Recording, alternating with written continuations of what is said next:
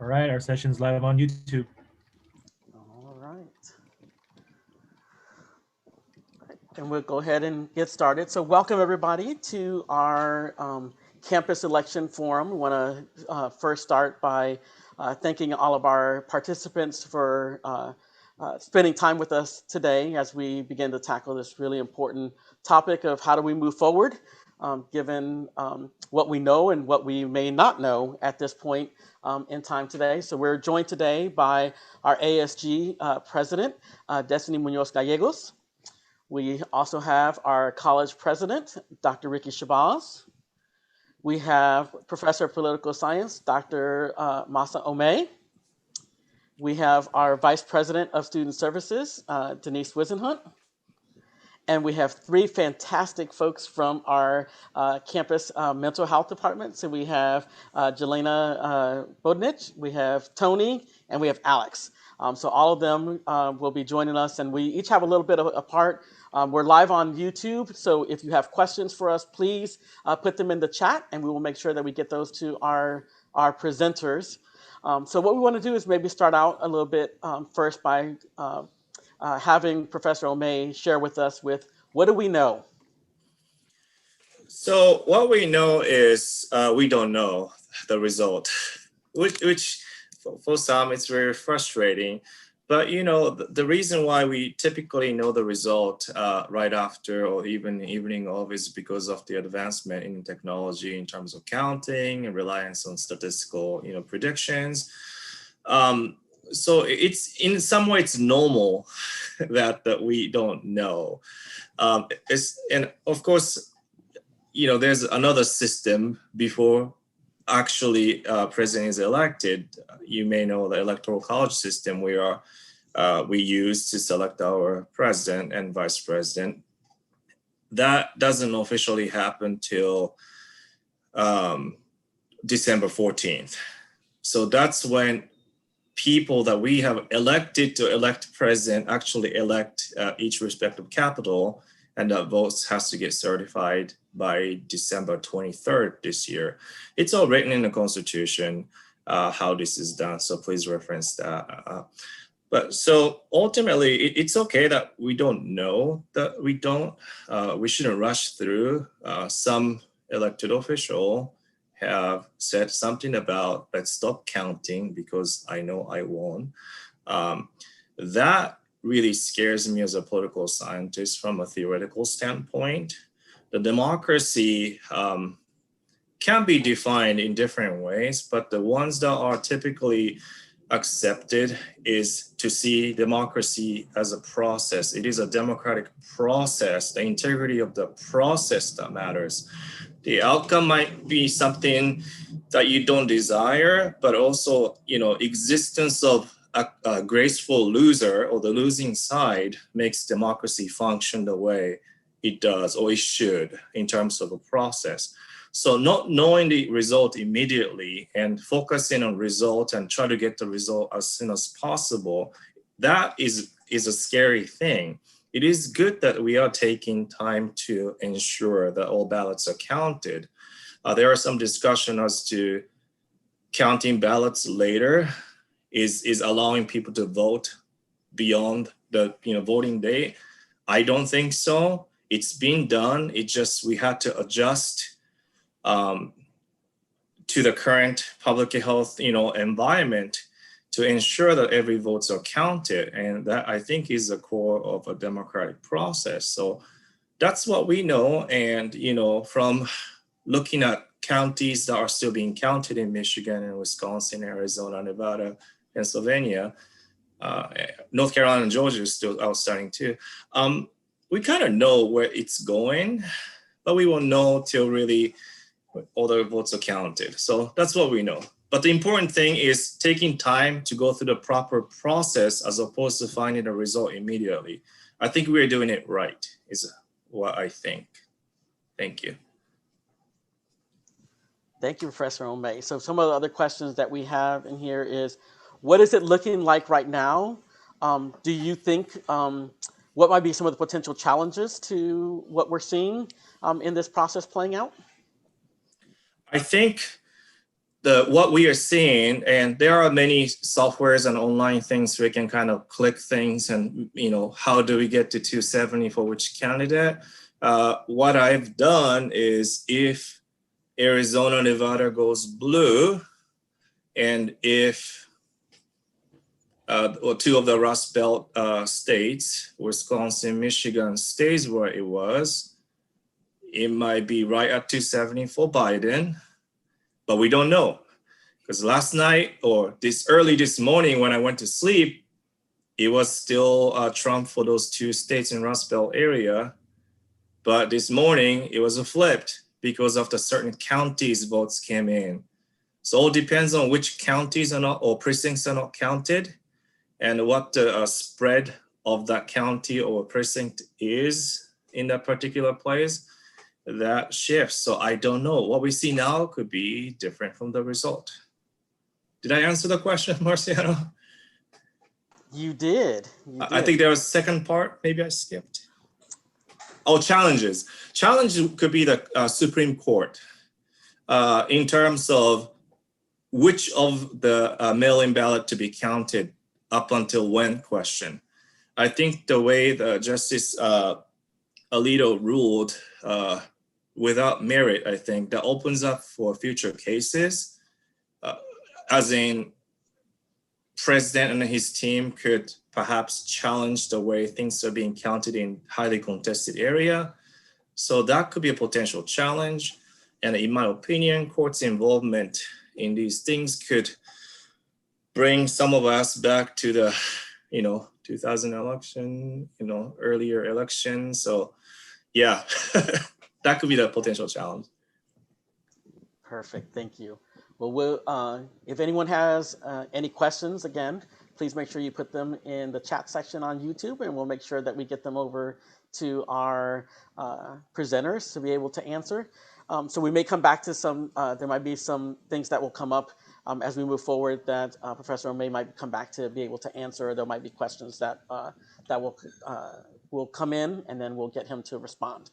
So as we move forward, I guess next up would be President Shabazz, who will talk a little bit about what do these elections mean for City College, for our district, and for the state of higher education, and what can we expect moving forward as a campus community. Great, and we're so fortunate to have Masa here as one of our professors who teaches political science. I've learned quite a bit about the Electoral College and what could potentially play out, notwithstanding the states that are still remaining to finalize their voting. There are a number of local propositions. First, want to extend a congratulations to our Board of Trustee members who were re-elected to the great leadership of our district. There's a lot to be said about Mary and Bernie and the entire San Diego Community College Board of Trustees having longevity. All of the available research says that when someone has longevity, you're more likely to get consistent leadership. So it's good to see that they were reelected. Also want to congratulate our current board member, Sean Elo Rivera, who was elected to a seat in the city council. I know he'll be and continue to be an advocate for community college students and the challenges that our students face. I'll dive into Prop 16, which was an attempt to reverse a prior proposition known as Prop 209. So it was an attempt at equality in tackling admissions and a number of areas that Prop 209 said you couldn't use race or ethnicity in determining access. Unfortunately, that was voted down by the state, as well as the voters rejected Prop 20, which sought to have tougher sentences, as well as Prop 15, which would have brought more resources into the community college. So as a president, really the two propositions that I wish had passed, I was hoping would pass, would have been Prop 15, which would have given more resources to community colleges. We know that we're funded at the lowest level of any segment of education in the state, but we work with 100% of the students, great students, like our ASG president, Destiny, who would have benefited from additional tutoring and counseling. And we have our colleagues from mental health. We would have been able to put more resources into mental health. Certainly our students are being subjected to additional trauma. And speaking of trauma, I would urge all of our great faculty members, and frankly, I have done so with collaboration with the Academic Senate last week, and this week during College Council, to be as flexible and supportive of our students who may be experiencing various levels of trauma, not only related to this election, but also due to COVID. So our country is divided. When you look at the voter turnout, it appears to be rather large. Some states are higher than others, but these are tight races, which is why Masa is saying you can't call them, which means that the country is divided. That doesn't have to be a bad thing, folks. I mean, that is an exercise of our democracy, that we don't all have to agree. The thing that I hope on both sides, there are extremists that I hope, in fact, would be committed to civility. Meaning I don't want anyone to be a sore loser and try to take their ball and go home. Respectfully, the citizens of our great country are going to make a decision, or have made a decision, that should be honored. But as Masa has already alluded to, some of these states are going to wind up in court. And so we are likely to not know who the official president is until sometime into December, depending on whether or not civility and lawsuits are impacted by this. And I'll stop there. Well, I'll say this last piece before I turn it back over to you, to Marciano. And I know, again, we have our colleagues from mental health. I'm so glad they're here. I urge everyone to practice self-care always, but certainly in these coming days. And what that means is really be careful of your how much you are consuming social media and news outlets. And as I say that, I've got both Fox and CNN on my monitors right now. I've also got to monitor my consumption. And I'll turn it back over to you, to Marciano. Thank you, President Shabazz. So our very next presenter that we have is our ASG President, Destiny Gallegos Munoz. So Destiny, can you maybe talk to the students a little bit about how can students stay involved during this time? What opportunities exist within ASG? And how can students be a part of our shared governance process, given everything that's going on right now? Well, hi, everyone. So how students can stay involved during this pandemic is our ASG is still open. We have a lot of positions left. We have a lot of Senate positions still available. And senators are like our cheerleaders on campus, and we need that virtually so our students feel like we're there for them as well. Right now, we're having a little bit of a lack in student participation due to the pandemic, which is understandable. But ASG, we love creating events. Like we recently just had the Halloween costume contest, and we gave out cash prizes to the first and second and third place winners. And we had 3 categories. We had the most creative, the most funniest, and I think the most scariest. So we do have opportunities like that going on. We do have our talent show coming up, and you can check it out on our ASG webpage, on our Instagram. We have it on Facebook and Instagram. Also, the opportunities that exist within ASG. So right now we are doing our scholarship committee, and we're getting a few scholarships ready for students that are impacted by the pandemic. Just we're creating that as a team in general, just so that way we can get back to our students that are struggling financially through this pandemic. And like I said, we still do have a lot more positions open. So I encourage you to please apply. Maybe somebody could put my email in the chat so that way you can reach out to me personally if you have any questions. ASG is a great opportunity for students, especially if you have extra free time during this pandemic. We can work together to help out students if you have any ideas, and I'd love to hear them. And how students can be part of a shared governance committee at the college is that we do have a bunch of committees that are lacking student representation. There is college council, which we do have a student rep there, but college council is something that's really important. We need student voices on that committee. We do have facilities. I'm not too sure what exactly the committee name is, but there's not any student representation on facilities yet because facilities needs a student voice, so we can help advocate for them as well. Also, there's the Academic Senate Committee. It just helps with learning for students and helping better understanding what students are going through along with staff, something that's very important. And also, so that those are outhouse committees. So even if you're not a part of ASG, you can still join in.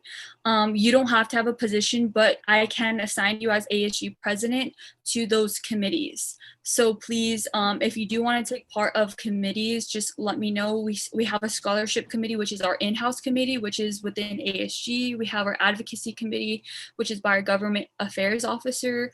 And then we do have our budget and finance and our budget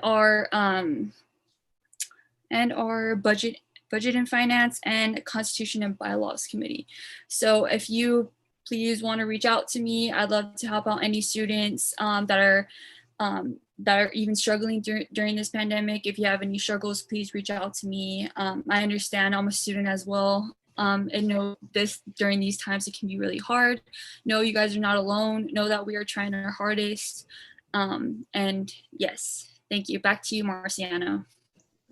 Thank you, Destiny. I think it's really important to reiterate something that Destiny shared with folks today, is that the student voice is incredibly important part of our shared governance process for the college. We're really looking for students to share their perspectives, to help our campus community understand what the needs of students are, and there's no better way to do that than to being a part of ASG and really taking a hold of the responsibility that comes with being a student leader, which is to advocate for other students. One of the things that I'm constantly reminding our students is that when you're sitting around tables for shared governance, you are representing the 15,000 students that are not sitting at that table. And so that voice is incredibly important. And it's easy when we're seeing the things that are happening in our country right now to feel a little hopeless sometimes, to feel like, nothing that I can do or say is going to make a change. But the reality is that that's the only way that change comes, is that we have to be invested. We have to be advocating for each other. And so I really encourage you all to reach out to Destiny and get involved with those committees so that we can have the student voice at all of the tables that we have at the college.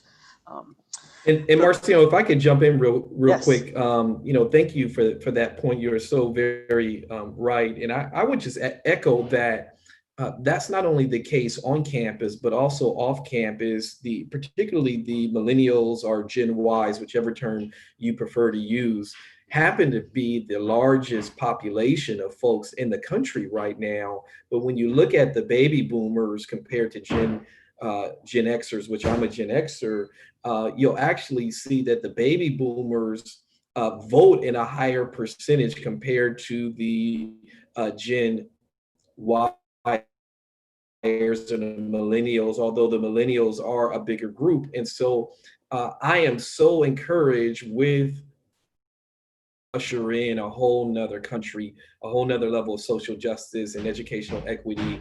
But folks, that can only happen if you're protesting on the outside of the system and on the inside of the system. And so your advocacy, particularly if you are a Gen Y or a millennial, is so important because you all are the biggest group. And then Masa put some stuff, Marciano, in the chat. I don't know, Masa, if you want to share that. It looks, we've got our own little CNN, Fox News going on here. But Masa, you want to share what you just put in the chat? Sure. I was, just preparing somebody asking a question about what's going on out there.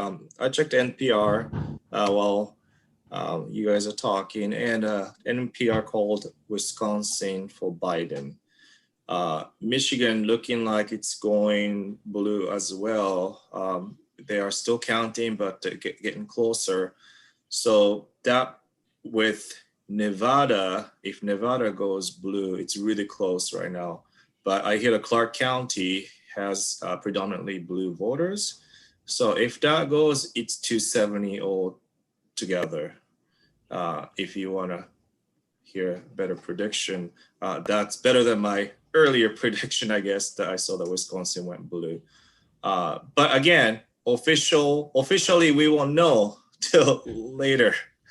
December 23rd is the official cutoff. 14th is Electoral College voting. And I have a resource that I can share with you, Marciano. Perhaps we can send it to student or have it available. It is a Congressional Research Office has produced a little two-pager on Electoral College processes for this year. So for interested students, that can be, and staff and faculty as well. They can take a look to see the deadlines and the timelines as well. Perfect. We will make sure we get that out to students.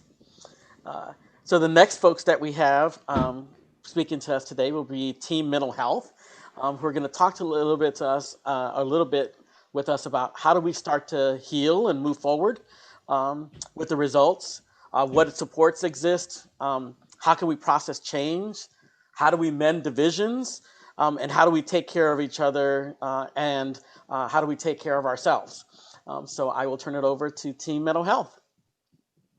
Thank you so much for having us. And also thank you for, at this really difficult time, recognizing for the need for a mental health perspective in this conversation. I think it is highly important to take care of ourselves at this time. But I also want to notice that that this particular election is particularly stressful. And so if you are feeling on edge, if you are extra stressed, just notice that other folks around you are as well. Lots of people are feeling the same way. So it's something that is simply happening right now. So, and in addition, I also want to encourage you to prepare mentally for delayed results, not just from today, but also moving forward. As Professor Ome just said, it might be until December that we truly know the outcome. And so just kind of mentally preparing. But I do want to go back to what President Shabazz said earlier, which is to focus on your self-care. And so we're calling on you, if you already have a self-care routine that you are using, to up it at this point in time. You know, if you are eating healthy, really pay attention to not slipping up right now. Maybe adding a few more minutes to your daily meditation if you have one. And if you don't, maybe engaging in some sort of mindful actions at this point. Going outside, taking a walk, maybe exercising a little bit every day. And also encouraging you to ensure that your sleeping routine is up to par. And you know, as we have students right now who are still in school, who are still having to turn in those assignments, also noticing that that might be a little bit more difficult right now. But remember that maintaining your regular schedule of activities and taking care of those usual responsibilities can kind of reestablish a sense of normalcy, right? So maybe taking advantage of that and ensuring that you still go to your classes, that you still take the time to finish your homework, and staying up with your academics. We also know from a lot of research that exercise is kind of it can help us have this natural high, right? And can combat all these different feelings and release the stress that we tend to hold in our bodies. So going for some sort of a physical activity, whether it's yoga or running or weights, whatever it is for you, you know, engage in that. And also make some time to unwind and do something that you enjoy, whatever that might be. Painting, watching a movie, going for a long kind of a social distancing walk with friends, going to the beach. We're lucky to be by a beach, right? And also encouraging you to focus on the things that might be bringing you down, like limiting substance use at this time. You know, drinking water might be better suited at this time than doing anything else. So drinking or partying might feel better in the short run, but it might leave you depleted and lower than where you started. But, you know, we also want to encourage students to watch for your own warning signs. You know yourself best. So just be checking in with yourself. You know, what do I need at this point and what might serve me best? And I will give it over to Tony, who will share a little bit about kind of community care. Thanks, Yelena. So we have such a strong sense of community here at San Diego City College. So really tapping in and maintaining meaningful social connections is one way that we can up our community care. So checking in with folks that you trust, folks that you consider allies, maybe your family, maybe your friends, your classmates, even teachers who are thinking about holding that safe space in their classrooms and want to hold a discussion. That could be a great opportunity for connection.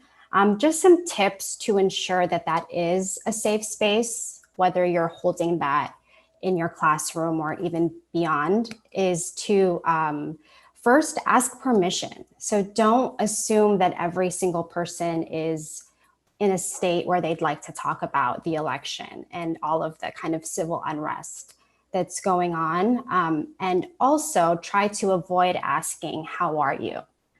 I think that regardless of which person someone is voting for, that everybody is feeling stress right now. So we can kind of assume that folks are stressed. So maybe instead asking, you know, who wants to share what's coming up for them is something similar, and making it optional for folks to share again if they want to. And also there are more communities that are more impacted by the results of the election than others. So really acknowledging that, and maybe if you're comfortable and if you feel like you're a safe person, check in with that person. If that person has historical trauma, like what President Shabazz was saying, or if that person is in a marginalized community, or maybe had a lot of trauma 4 years ago at the last election. If you feel comfortable, then checking in and being that safe space for that person.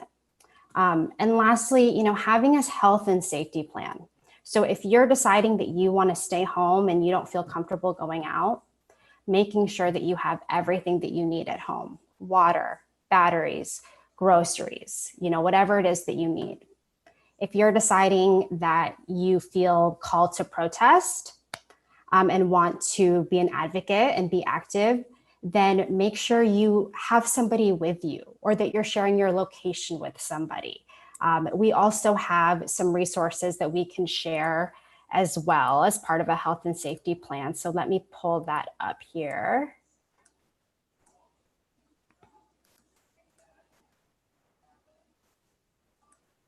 Okay, give me 1 second.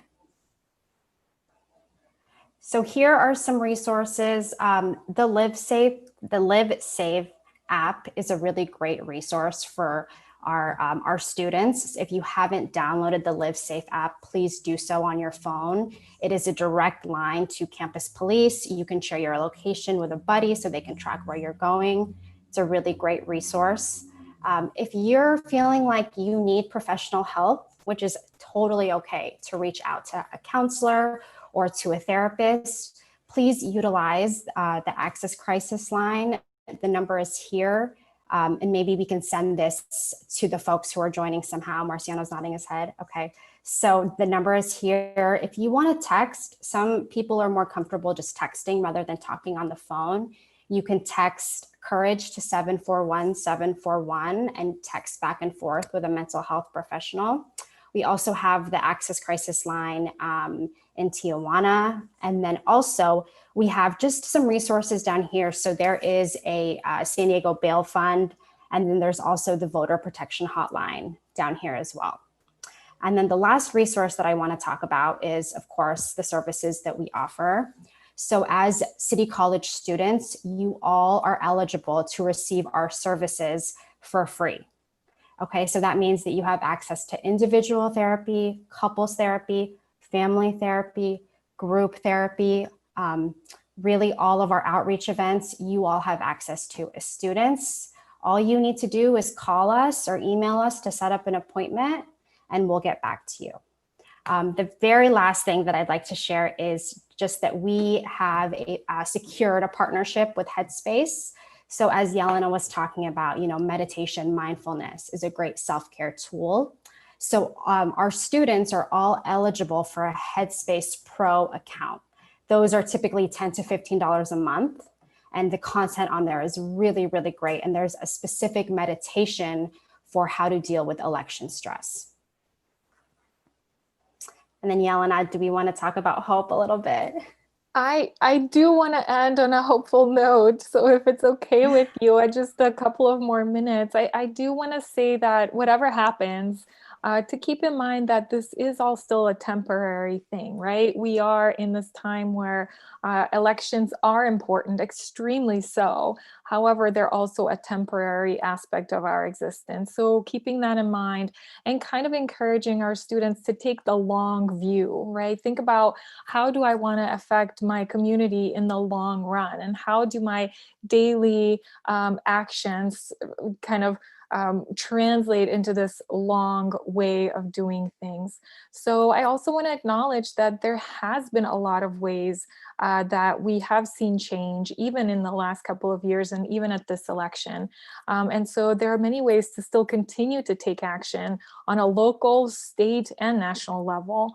But we have seen a major increase in voter turnout, which I think is an extremely positive thing. And as President Shabazz was just referring to that, the younger generation is becoming more active. And that's kind of a silver lining to what we are seeing today, for me at least, right? So take the long view and maybe just take the time to go outside and look at the sky for a little bit, and then returning back to whatever it is that you need to be doing. Thank you so much for sharing those wonderful tips with us. As I think you've heard from all of our presenters today, that there is nothing normal about what's happening in our world today. And I wanted to make sure that we also allowed some time for our Vice President of Student Services to say a few things, as she spends a lot of time working with our faculty and with our students, and trying to make sure that our students feel supported. When COVID first started, she moved, was instrumental in helping Student Services move completely into this remote environment and always keeping the focus on students. I want to give her an opportunity to speak as well. So, Vice President Wisenhunt.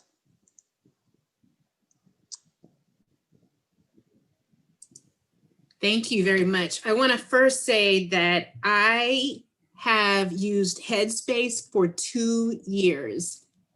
This is Headspace, and it is fantastic. And Headspace guided me the past couple of days through this election process. It's meditation, it's movement, it's making sure that you take care of you. The messages are phenomenal, and I pay for it. The fact that you can get Headspace for free, we need to make sure that that link is put in the chat box, because that is phenomenal. And these are tools that will extend beyond the work that you're doing right now in regards to all the election stuff that you're processing, but just every day as a student. And I just want to remind people of the fact that we, just like you, we are similarly situated and have some of the very same challenges that you have, but there are a team of people in student services, as well as on the instructional side, that are here to absolutely support you. And when I say that, I'm also saying we have fantastic student health services with telehealth.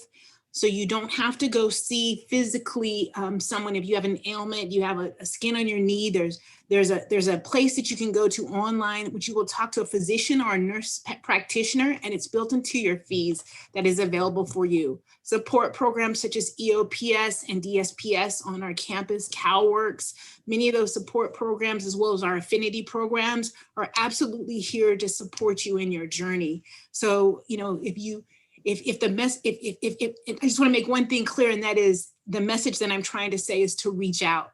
Reach out, use spaces like Headspace, which is phenomenal. You gotta get Headspace. I give out that link all the time and encourage people to sign up, but also to recognize that we know that you're in tough spaces right now, and we absolutely support you to make sure that you have the supports to get through this semester. There are a lot of tough conversations going on right now. Shout out to everyone who's in our audience, as well as the people that sit on the panel. But we as a campus community under the leadership of Dr. Shabazz will absolutely get through it, and we're here to support you. And I'll put a link on some of the support services on our campus, the remote student services link as well. All right, have a great day. Have a great day. Thank you, VP Wisenhunt. Masa, one of the questions that we're being asked is where should students, or where can folks go to get good information? You know, as Dr. Shabazz mentioned, you know, he was looking at two different screens, Fox and CNN, and I'm sure getting two very different stories about what's happening in this process. So the question was, where can folks who want to get reliable, accurate information go during this time? I think the least biased, the cleanest raw information might be Associated Press or like a Reuters. Those wire services, you get the raw ingredients. If you go into news networks, as you have seen, they may interpret certain things differently, and it's increasingly difficult to differentiate news analysis, entertainment from news. So AP and wire services would be the place to go. Public radio places tend to be most neutral in many cases, though I have a few friends who don't think that's the case. There are some project done by communications professors that kind of charts which sites are more analytical or less analytical, more biased to the right or left. And I'll try to look for that while other speakers are sharing their thought here. If I can get it to you, get it up, I can share with the students to kind of see what they're accessing. But Wire is where you should go, because many news networks rely on Wire to produce their content anyway. So Associated Press might be the place, the least biased place.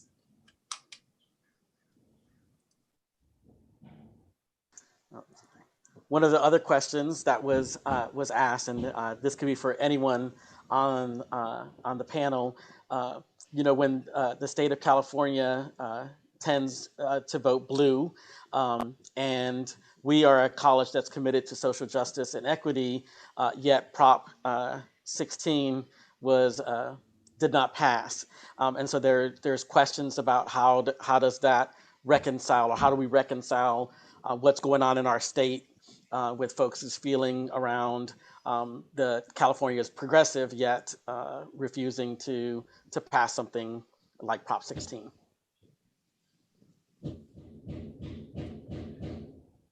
Well, I'll tackle that, Marciano. You know, affirmative action is a very interesting subject that does tend to divide us as a state, because you have studies, and I'll just quote one because I started my career at the University of California, and I remember seeing a study about UC Berkeley. And if UC Berkeley let people in strictly on test scores and achievement, it would be 100% Asian. And so I saw a lot of activists in the Asian community who were conflicted about this particular matter because, frankly, some of them are in fact discriminated at various colleges and universities that should have a higher percentage of Asians. And as someone who worked in admissions, I can tell you that there were discussions that I was very uncomfortable being party to that pertained to my Asian brothers and sisters. And so I think what you saw was a divided state on what affirmative action means for different groups and even subgroups, right? Because I use the term Asian, but we know that there are subgroups within the Asian community. And I don't think that the folks did a good enough job reaching out to that community to ensure that they were not subjected to further discrimination, particularly in the college admissions process.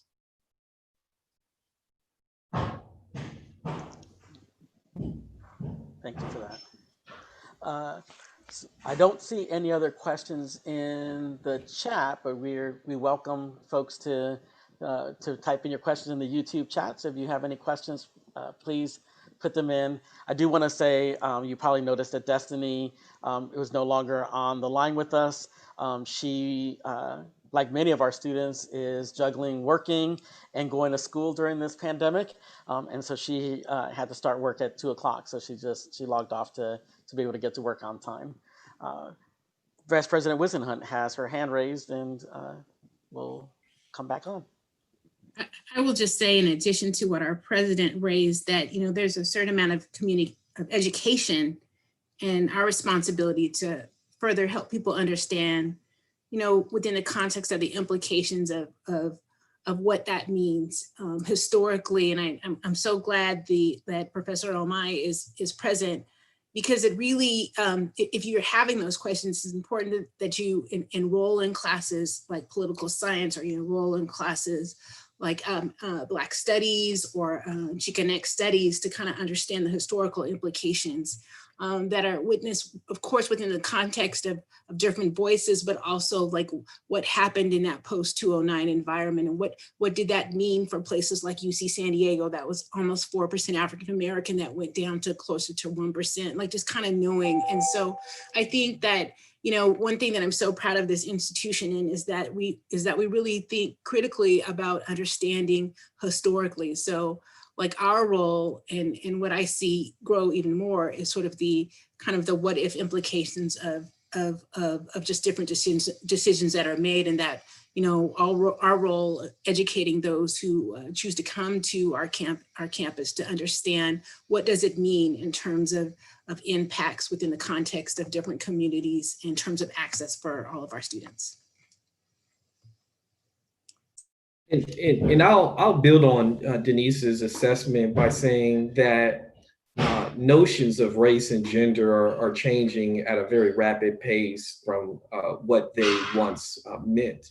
And that really goes back to my comment about the Gen Yers, the millennials, in terms of them having an opportunity to usher in a new world that is very different than any of us have lived in. And I look forward to folks like Destiny and other student leaders taking the helm of our country to bring in a more equitable, social justice driven society where we both celebrate and embrace our differences, but move beyond some of these constructs that have divided us as a country. We know that more people are multiracial, and as we move in that direction, I think we will begin to see some of the polarized rhetoric that's going on in the country subside, because it becomes a little less realistic for you to talk about your own family members, your cousins, or whatever the case may be.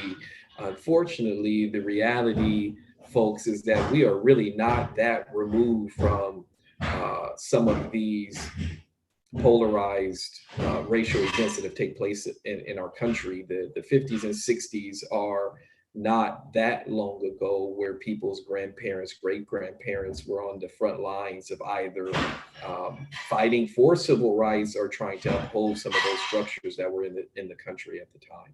And then when you connect that, Marciano, to the fact that the baby boomers tend to be the largest group of people who actually show up to vote, you realize that those folks lived during those times where segregation and other racial inequalities persisted in the country at the time.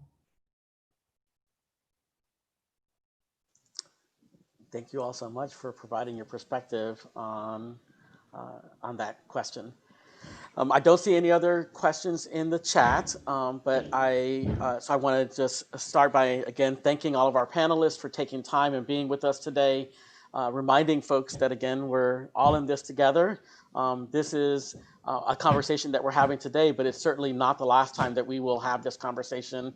And we may find ourselves having to meet up again, given once we do know what's happening in our country, we'll come back together to really begin to examine what does this mean for our campus community. But as our team mental health folks have shared with each other, with us, that we need to take care of each other, we need to take care of ourselves, we each have to do our part. I would be remiss if I didn't remind folks that the first Tuesday of every month, we have our Hunger Action Days in Lot 8 of the LRC. So students, faculty, and classified professionals who are looking for some food to subsidize some of the food that they have at home. We really want you to encourage you to sign up and to come out and join us. If you're someone that's looking for a volunteer opportunity, we ask you to sign up and volunteer with us. Yesterday, we were able to serve close to 903 or 906 individual folks through our food distribution process. So we had 163 folks that came through our lines, and we really just want to say thank you to everybody who was there, and thanks for everybody coming out and supporting and spreading the word, in particular to our students who need this during that time. So I'll leave it with Shabazz for 5-minute words. Well, Marciano, I want to commend you and all of the volunteers who helped with the Hunger Action Days. Certainly Denise Wisenhunt and the Student Services team, partnering with instruction and administrative services, do a terrific job of really using our available resources to ensure that students have access to Wi-Fi hubs, laptops, food, clothing. We are doing our very best to keep our community moving forward during this pandemic. But Marciano, I wanted you to highlight some of the nutritious food that is actually given out, because I think people need to know this is a very dignified way to put some great food resources in the hands of people who may need it. Sure. So when folks come through our lines, they receive bags of non-perishable items. So in this last drive-through yesterday, we had green split peas, we had yellow split peas, we had cans of meat. And they fluctuate depending on what we get. We get usually beef, chicken, and pork options. For folks, we have dried fruits and vegetables. So we had raisins, and we have fruits, we have nuts that are part of it. We had canned fruit options. We had some soup options. And then we had folks get produce boxes. And inside the produce boxes were bags of potatoes, bags of onion, two different kinds of potatoes, a bag of onions. There were blocks of cheese. There was fully cooked chicken, fully cooked chicken taco mix. There were different kinds of vegetables that were put in there. Milk, whole gallons of milk, eggs. And it really varies from distribution to distribution what we get from the San Diego Food Bank. But I can tell you there is an awful lot of food. It is highly nutritious. I mean, this isn't a cup of ramen that we're giving folks. I mean, this is actually food that you can feed a family with, that you can go home and that you can cook, and you're going to feel good about the stuff that you're putting in your body, and then you're going to feel good about the stuff that you're taking home. This isn't stuff that This is not a granola bar and a cup of ramen. This is actually really good, nutritious food for your entire family. Yeah, great, Marciano. And that's all made possible because of partnerships with Feeding San Diego and the San Diego Food Bank and all the wonderful volunteers on the instruction side, student services side, the administrative services side. And I see our wonderful director of mental health, Leslie Easton, in the chat. And I would like to have Denise and our mental health team really talk about the great services that hands down the best mental health program in the country on a college campus is doing to support our students. Denise and our colleagues from mental health, if you all want to chime in on some of those services, the group counseling, you kind of went over them, but we've got about 8 minutes. Maybe we would close with just the wonderful services that mental health is doing. I can get it started, but you have a powerful team in here of mental health professionals, and I'll let them take it from there. But our mental health program is one of the best programs in the country. Our program is fantastic in the sense that it works with we have full-time faculty that are part of it, as well as we work with graduate interns, and we have staff that work there. I mean, just a really super supportive environment. And so they've done a really exceptional job of making sure that we provide resources virtually in the ways of telehealth. And I want to say, and it's really important, she said in the chat line, everything is confidential. So the information that you share, is confidential. And so we work very closely with community partners. I'm going to let Jelena take it from there, but there are just a lot of different resources that are available, and some are particular affinity groups. I'd love for them to expound a little bit more, but I don't want to take away the thunder. And before we go to them real quick, also need to give her much due, Dr. Dottie Cordell in the health side of the health center. Has been present, helping with flu shots and also telehealth appointments with our nursing practitioners. We have an all-star team in our health center that supports our students with the mental health and physical health. I feel funny saying that because mental is physical, but I think you get the point that is dealing with the whole student that needs support. And certainly I'll tee it up for our colleagues in the mental health side who are with us today.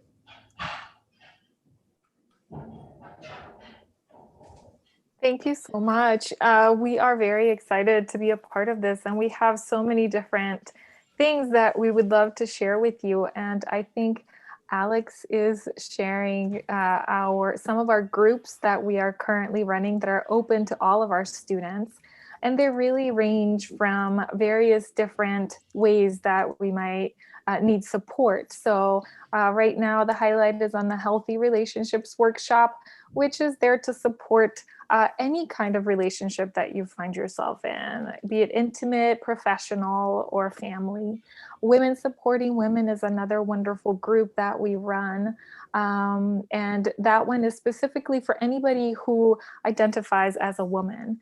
And previously there was one on As I Am that is specifically created for any individual with any medical condition. So it's a really wonderful group that supports folks who might be struggling in different ways, be it visible or not visible. So coming together and just discussing how those things might impact them in different ways, and receiving some sort of support for that, whatever that might look like in that moment. I know that we have a couple more. Yeah, Living Out Loud is specifically an LGBTQ mental health support group. So this one focuses on communal healing specifically and queer empowerment. It's another great group that is run in the evenings. Another great one that we started this semester is the Culture Collective Chats, which is bringing BIPOC communities together. And the conversations in this group revolve around mental health and race. And so that's a really interesting intersection that we like to highlight as well. But we also offer just as Tony previously said, individual support, couple support, and family support. And I know that Tony and Alex could add a little bit here. I just want to say one thing, and that's that you don't have to be crazy or you don't have to have a severe mental illness to seek counseling. Okay, if you're dealing with school stress, election stress, family stress, if you just got out of a breakup, just kind of the everyday stressors that we all deal with, those are the kinds of things that we can talk about. And I also want to say that our therapists, I mean, we have Yelena, Alex, and myself, but we all range in identities. So if you're looking for a therapist who identifies as LGBTQ or a Black therapist or a person of color, just know that we are definitely aware and open to that. And we have a very representative staff who can help you and want to help you achieve your academic and your personal goals here at City. So please reach out to us if you have any questions about counseling or what our services would even be like. We put the link in the chat so you can call us, leave us a voicemail, or just send us an email and we'll get back to you.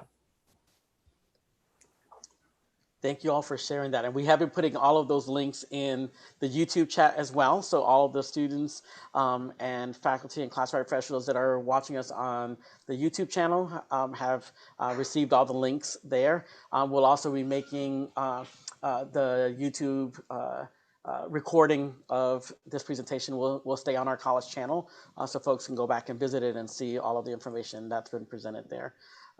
So in conclusion, we just want to say thank you again to everyone for being with us today and for taking time and out of your busy days to spend an hour with us.